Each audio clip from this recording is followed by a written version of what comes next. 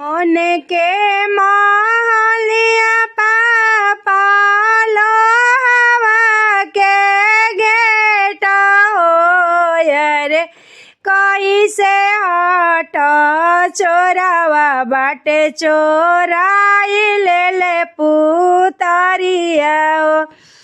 सोने के महलिया पापा लोहवा के गेट हो रे एक ना काम अइले लोहवा के गेट हो।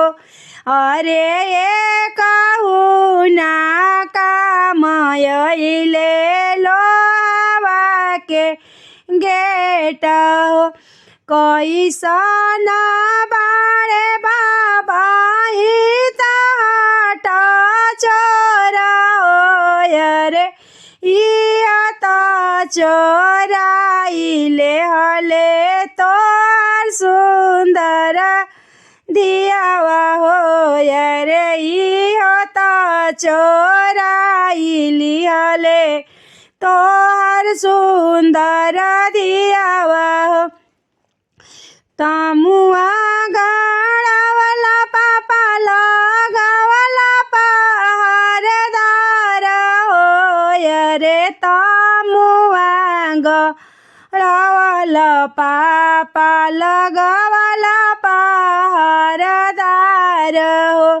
अरे एक ना काम अइले तोर दार हो रे तब बेटिया चोरी भइली आँखी के पुतरिया हो रे तब चोरवा चोरी कइले आँखी के पुतरिया हो।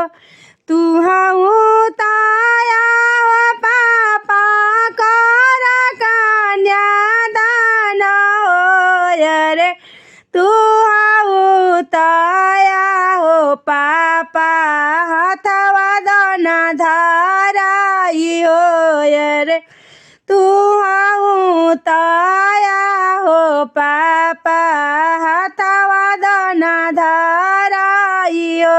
ऐसे के तेजमा पापा अपन सुंदर दियावा हो रे तू बनिए गइल कठिन करे जाओ। अरे तू बनिए गइल कठिन करे जाओ। कहवा तू बड़ा हमारा बड़ा का भैया बीरान हो।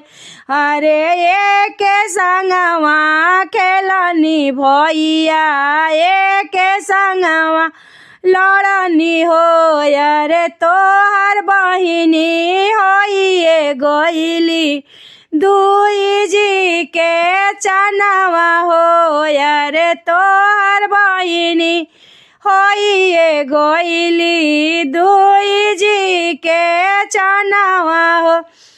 सोने के महलिया पापा लोहवा के गेट हो रे एक ना काम अइले लोहवा के गेट हो।